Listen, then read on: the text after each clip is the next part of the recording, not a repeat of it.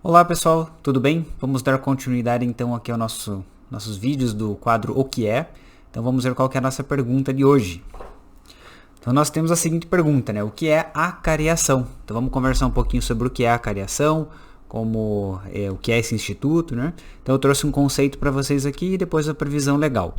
Então vamos começar aqui com o conceito. Ele diz o seguinte: então a acariação ela é um instituto processual tendente a esclarecer contradições ou divergências entre os depoimentos das partes e das testemunhas, buscando a apuração da verdade. Então aqui a gente tem uma primeira informação muito importante, que é o seguinte: esclarecer as contradições ou as divergências. Talvez ou outra dentro de um processo judicial, tanto no âmbito civil quanto criminal, pode ser que alguma coisa não tenha ficado muito clara, ou pode ser que exista alguma contradição, às vezes uma testemunha falou uma coisa, depois ela falou outra, ou a própria parte acaba falando uma coisa, a testemunha fala outra. Então a acariação é um instituto processual que ajuda a esclarecer esses mal-entendidos, essas contradições, eventuais divergências, né? O outro ponto que é importante é o seguinte aqui, ó, ele é realizado com a indicação dos pontos contraditórios ou divergentes na presença dos envolvidos. Então, óbvio, a gente traz os pontos contraditórios, o que ficou meio obscuro, não está muito claro, para que isso possa ser debatido e, claro, as partes consigam de algum modo esclarecer isso. E outra informação importante é que também pode ser realizado na fase policial. Então, na fase investigatória, enquanto a polícia está apurando, em fase de inquérito, por exemplo, é possível que exista uma acariação para que realmente evite-se qualquer contradição ou divergência, né, na hora da apuração dos fatos.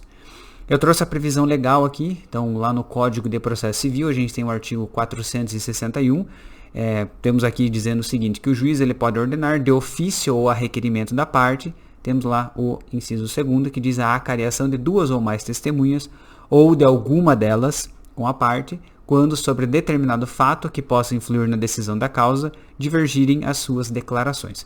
Então acaba sendo realmente o que a gente já conversou com relação à conceituação. Então toda vez que houver uma contradição ou uma divergência, é possível realmente fazer essa acariação. Eu também trouxe aqui a previsão lá no Código de Processo Penal, lá no artigo número 229, que diz que a acariação será admitida entre acusados, né? Então um acusado com o outro, entre um acusado e a testemunha, é possível haver acariação, entre as próprias testemunhas também, né?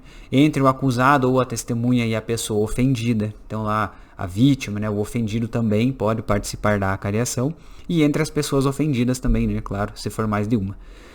Sempre que divergirem suas declarações sobre fatos ou circunstâncias relevantes. Então, em resumo, assim, a acariação ela acontece toda vez que houver, ou existir, né, houver essa, essa divergência em si, né? O parágrafo único diz o seguinte, né, que os acariados serão reperguntados para que expliquem os pontos de divergências, reduzindo-se a termo o ato de acariação, então tentando de alguma forma documentar e esclarecer os pontos.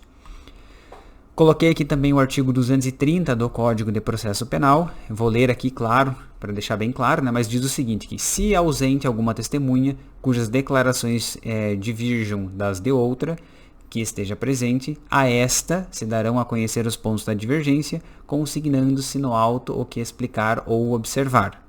Se subsistir a discordância, expedir-se-á precatória à autoridade do lugar onde resida a testemunha ausente, transcrevendo-se as declarações desta e as da testemunha presente, nos pontos em que divergirem, bem como o texto do referido auto, a fim de que se complete a diligência, ouvindo-se a testemunha ausente, pela mesma forma estabelecida para a testemunha presente. Essa diligência só se realizará quando não importa demora prejudicial ao processo e o juiz a entenda conveniente. Então, claro, são alguns pontos aqui para deixar bem nítido, né, o que é a acariação, quando ela pode ocorrer. Então, às vezes, uma testemunha mora em uma localidade, a outra mora em outra localidade, houver essa divergência, então é uma possível eventual solução, né? Mas isso, claro, como bem dito ao final ali do artigo 230, que só se realizará se não postergar mais o processo, se não importar uma demora prejudicial ao processo e se o magistrado entender que isso é conveniente. Bom, pessoal, agradeço a todos pela atenção aqui. Acredito que ficou bem claro o que é a acariação, quando ela ocorre, tanto no processo civil quanto no processo criminal. E agradeço a presença de todos aqui. Convido para assistir os outros vídeos, os próximos também aqui, tá bom? Valeu, pessoal. Até mais.